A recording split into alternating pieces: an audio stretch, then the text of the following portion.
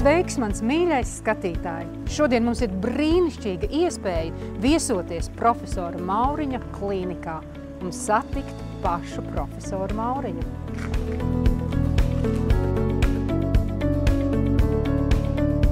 Prieks jūs uzņemt, tiešām pirmo reizi šeit.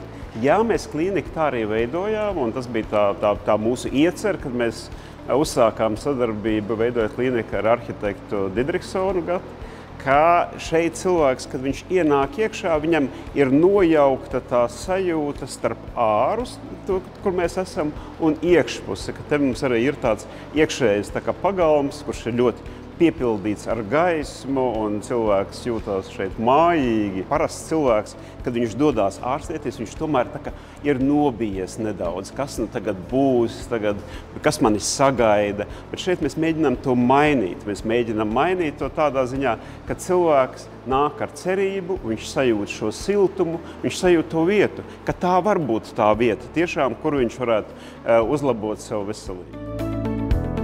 Tas ir bijis mans mūža darbs, ko es mēģinājis darīt jau beidzamos 30 gadus.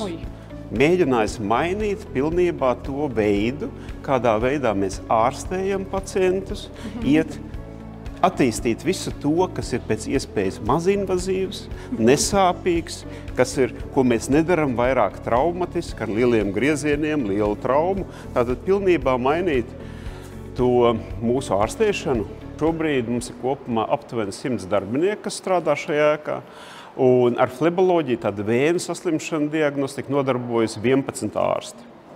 Tātad, un mēs kopumā šeit ārstējam šobrīd aptuveni 60% no visām vēju ārstēšanām Latvijā. Profesor, jūs katru pavasari veicat tādas akcijas, lai cilvēkiem būtu pieejamāka jūsu klīnikas ārstu un arī pakalpojumu klāsts.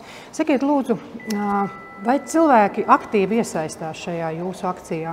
Tomēr cilvēkiem raksturīgi tas, ka pavasaris un vasaras tuvošanās ir tas brīdis, kad visbiežāk sievietes kritiski paskatās, kas ir mainījies viņas ķermenī rudens ziemas periodā, jau sāk plānot vasaru. Un tajā brīdī viņām tas ir aktuāli. Tā kā mēs izvēlamies šo periodu, tad pavasara laiku, kad mēs varam vairāk cilvēkus arī ieinteresēt, ieintriģēt, un mēs mēģinām stāstīt, kāda tad ir šī mūsdienīgā ārstēšana, kas ir mainījies. Pēc mūsdienīgas vēju ārstēšanas nedrīkstētu palikt nerētas, neredzamas pēdas, ka šī ārstēšana ir veikta.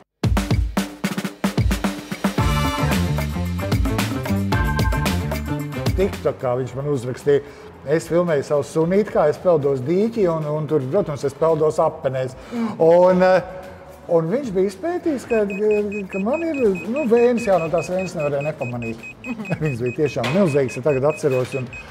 Un viņš man uzrakst publiskajā čatā, ka tev ir slims vējas, es domāju, ārprāts. Es pat iegooglēju, vai tiešām tas ir tas pats Mauriņš. Es domāju, galīgi traks vispār. Un tā gāja saraksts, un es palūdzu, lai viņš uzrakst man privāti, un es tiku pie vēju operācijas. Dāvidam tika veikta plaša operācija, vairāk bija slimība, un jūs redzat, ka pavisam nedaudz te vēl ir palikusi, teiksim, tāda neliela pigmentācija, ja, bet tā ir minimāla. Viņai parasti viņa pirmā gada laikā pilnīgi izzūd. Tev bija arī kāda velkoša vai kāda sāpe kājās? Diskomforts jau bija, bet es jau nesapratu, ka tas ir no vēnām. Bet tagad ir starpība starp to, kā tu jūties un kā tu jūties tagad? Protams.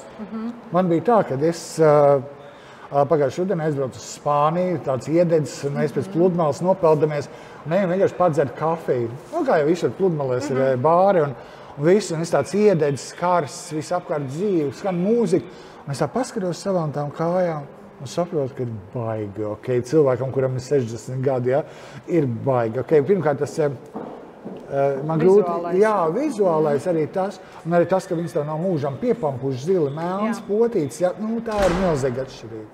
Un, protams, arī diskomforts nav attiecībā par kaut kādām vēl lietām, protams, tīri medicīniski, ko man grūti raksturot, es tikai zinu, ka man ir labāk. Es nepiekūstu. Profesor, kas ir vēnu varikoze? Vēnu varikoze ir vēnu saslimšana, Tātad visbiežāk, kad mēs runājam, tas ir gravitācijas izraisīti. Tātad tas veidojās visbiežāk kājās cilvēkam. Tās ir slimas virspusējās vēnes. Šeit mums jārunā, kad ir divas pamatformas vēnu saslimšanai. Šajā gadījumā viena būs, kas būs vairāk nozīme būs estētiska, tātad mēs redzēsim paplašinātas vēnes, bet tās neradīs nekādas mums vēl problēmas vai sūdzības, un otra būs medicīniska jau problēma. Ko nozīmē medicīniski? Tas, kad cilvēkam parādās sūdzības, kā smaguma sajūta, tūska, tad faktiski visas tās sūdzības, kas progresē dienas laikā un maksimums sasniedz vakarā, tās visbiežāk būs saistīts ar šīm te virspusējo vai dziļo vēnu saslimšanu. Būtu tomēr vēlams izmeklēt, tādu veikt šo sonogrāfisko izmeklēšanu, jo kas cilvēkiem ir jāatcerās arī, ka jo mēs sākam vēnes agrīnāk ārstēt pie netik ielaistām stadijām, jo mēs varam panākt labāku rezultātu. Jo ilgtermiņa rezultāts būs labāks. Jo cilvēks dodās pie ārsta vēlāk, tas arī ir saistīts ar to, ka arī rezultāts iespējams nebūs tik labs, kā ja mēs to būtu darījuši saulēcīgi. Līdz ar to arī šeit mūsu akcijai ir zināmā mērā nozīme iedrošināt cilvēkus, tātad rūpēties par savu veselību, izmeklēt kāju vēnes, tāpēc mēs dodam arī šajā gadījumā atlaides un vajadzības gadījumā arī ārstēt.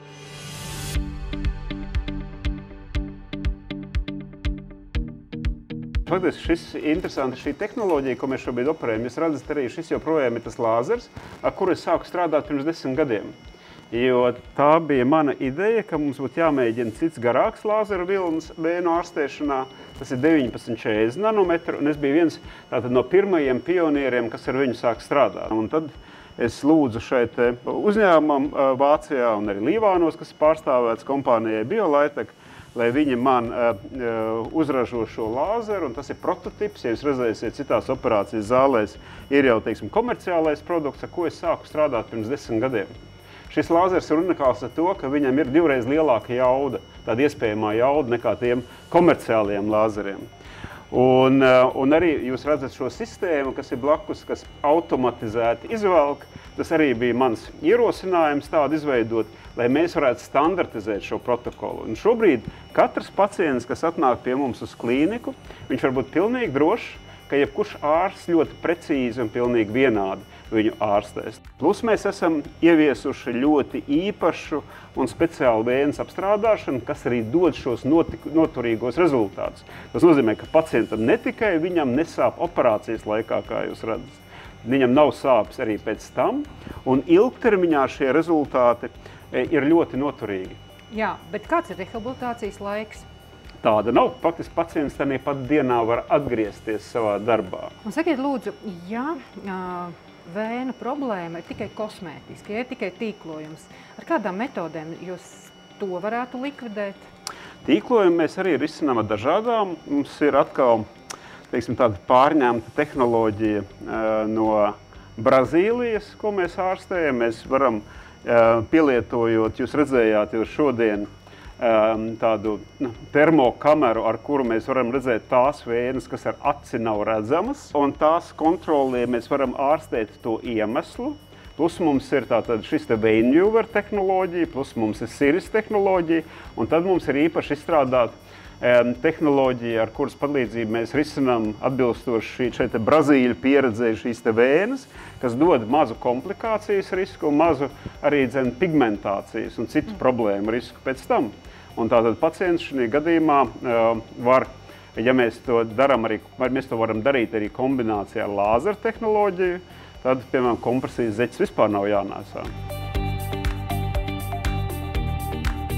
Un kā jūs redzat, mēs jau ne jau tikai skatāmies uz kājām. Tad Dāvids nāca pie manis un skatās, paklau, bet viņam arī piera gāžās virsū, ja? Un tas viņam teica, bet Dāvid, paklausies, ja? No tu jau skrieni iekšā apkārtnē, ne, ja? Tā arī bija, jā. Tu jau neredzi to, kas tev blakus šeit notiek. Un tā viņš nonāca līdz tam, ko jau viņš tālāk stāstīja par to sejas operāciju. Protams, ka plastikas ķirurgs ievērtējot viņa problēmu, viņš to redz nedaudz savādāk. Man patīk salikt tā, lai tas būtu skaisti, funkcionāli, estētiski, nepārspīlēti, bez jebkādiem tādiem liekiem.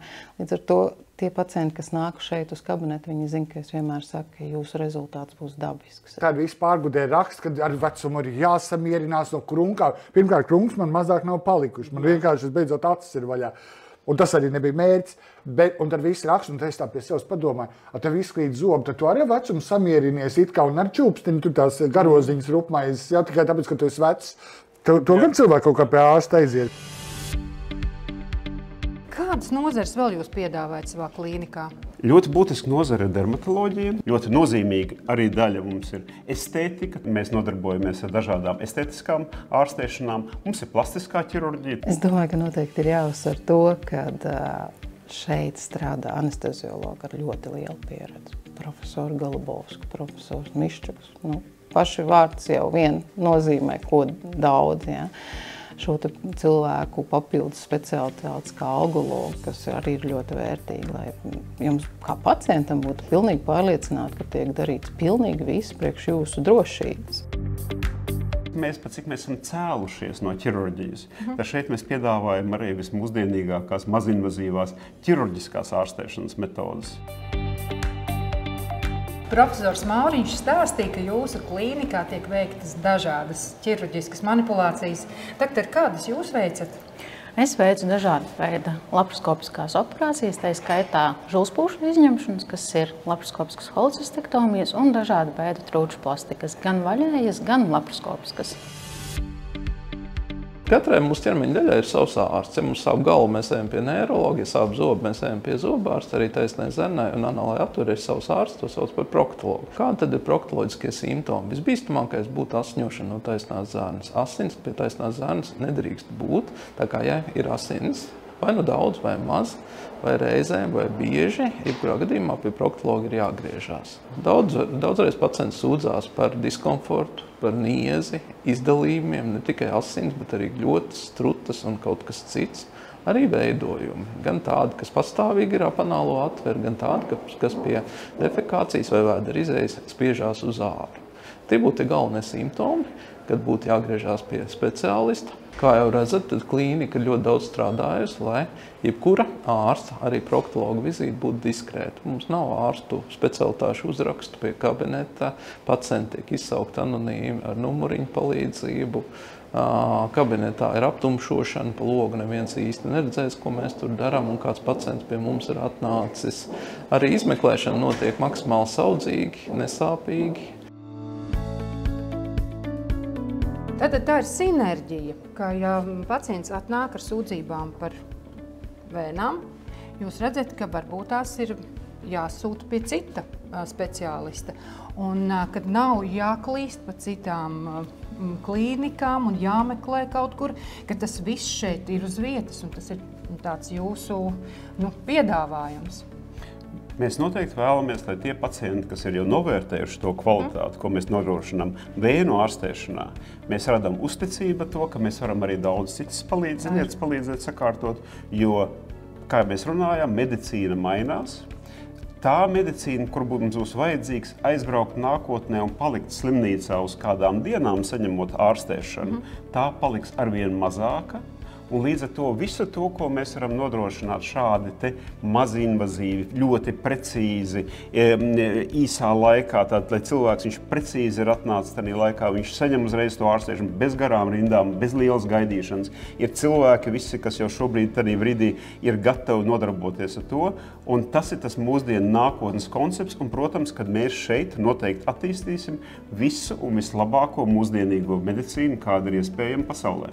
Ne tikai Latvijā vai Eiropā, bet visā pasaulē, jo nepārtraukt atrodoties sadarbībā ar starptautiskiem kolēģiem, kas strādā dažādās citās valstīs, mēs mēģinām šeit integrēt un realizēt visu mūsdienīgo, ko mēs varam izdarīt.